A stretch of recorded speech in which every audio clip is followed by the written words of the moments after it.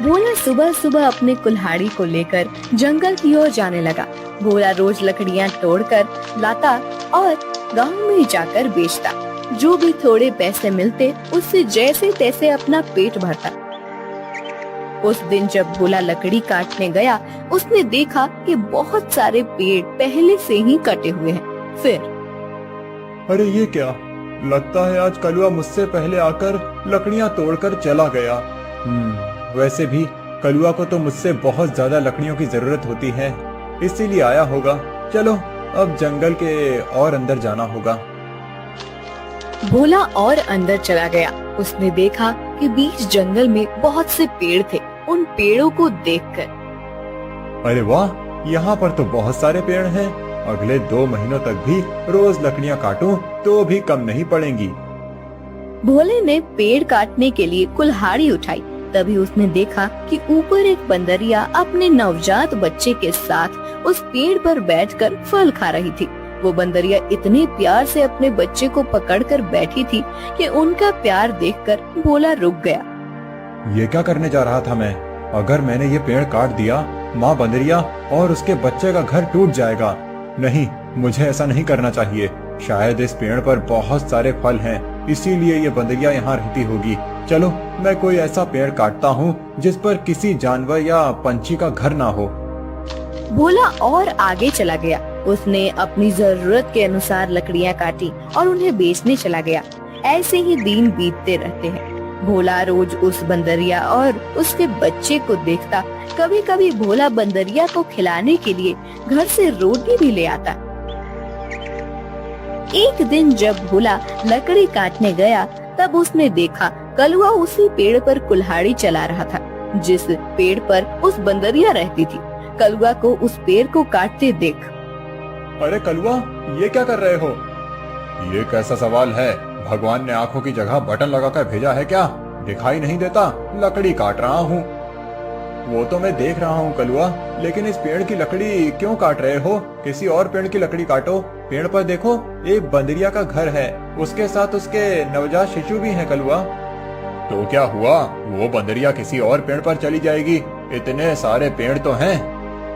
लेकिन कलुआ, लेकिन वेकिन कुछ नहीं। चल निकल जा यहाँ से। आया बड़ा मुझे सिखाने वाला। और सुन, इस पेड़ को तो पूरा मैं ही काटूंगा। ये ध्यान रखना, तुझे चाहिए तो कहीं और चला जा, नहीं तो ये देख रहा है ना कुल्हाड़ी, मुझे जरा सी भी देर नहीं लगेगी इस कुल्हाड़ी को तुझ पर चलाने में। कलुआ पेड़ काटने लगा। भोला बेचारा चाह कर भी कुछ नहीं कर पाया और आगे चला गया।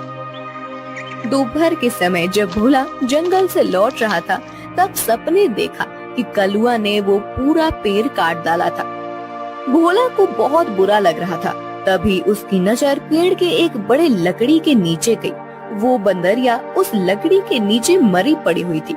उसे देख भोला के आंखों में आंसू बहने लगे। भोला को लग रहा था कि शायद उसके बच्चे की भी मौत हो गई है। भोला उस बंदरिया के पास गया। तभी उसने देखा कि बंदरिया ने मरते हुए भी अपने बच्चे को अपने गोद में सुरक्षित रखा था। हे भगवान, तेरी महिमा अपरंपार है। इस बंदरिया ने मरते हुए भी अपने बच्चे को गोद में सुरक्षित रखा है। सच में माँ आखिर माँ ही होती है। लेकिन अब इस बच्चे का क्या होगा? कलुआ भी कितना दुष्ट है। मैंने बताया था उसे इस पेड़ पर इस बंदरिया का घर है, लेकिन उसने मेरी बात नहीं सुनी। फिर भोला ने गड्ढा खोदकर बंदरिया के शव को उस गड्ढे में डाल दिया। फिर उसके बच्चे को अपनी गोद में उठाकर अपने साथ उसे घर ले आया। उस दिन एक बात से भोला अपने छोटे भाई की तरह उस बंदर को साथ रखने लगा। एक दिन भोला लकड़ी काटने गया था। तब, क्यों भोला, सुना है तूने किसी बंदर को पाल रखा है? अरे खुद का पेट तो तुझसे भरता नहीं, अब उस बंदर को क्या खिलाएगा? वो वही बंदर है कलुआ, जिसकी माँ के तुम हत्यारे हो। मैंने तुम्हें कहा था कि उस पेड़ पर उस बंदरिया का घर है, फिर भी तुमने वो पेड़ काट दिया। वो बंदरिया पेड़ से गिरकर मर गई, इसीलिए मुझे इंसानियत के नाते उस बंदर को अपने साथ ले जाना पड़ा। अगर मैं उसे नहीं ले जाता तो इस जंगल में ऐसे ही उसकी मौत हो जाती। हाँ तो तू बड़ा दयावान है ना। सारी दुनिया की इंसानियत और अच्छाई एक तुझ में ही भरी हुई है ना। कलुआ, मेरी तुमसे विनती है कि आगे से तुम कोई भी पेड़ काटते समय थोड़ा ध्यान दो कि किसी जानवर पंछी का घर न टूटे।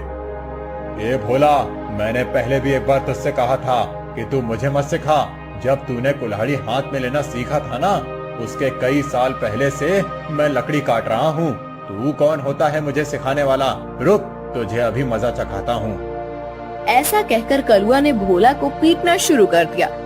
उसे पीटने के बाद भोला को उसने चेतावनी भी दी कि आगे से अगर वो इस गांव में लकड़ी काटने के लिए आएगा तो उसे अपनी जान से हाथ धोना पड़ेगा। बेचारा भोला घर आ गया और बंदर से बात करने लगा। चलो दोस्त, अब इस गांव से हमारा दाना पानी उठ गया है। उस कलुआ ने मुझे पीटकर साफ साफ चेतावनी दे दी है। अब अगर जान बचानी है तो इस गांव को छोड़कर जाना ही बेहतर होगा। चलो, हम कहीं और जाकर हमारी अपनी दुनिया बसाएंगे। भोला बंदर को अपने कंधे पर बिठाकर गांव से कहीं दूर जाने के लिए निकल गया। दिन बीत रहे थे और भोला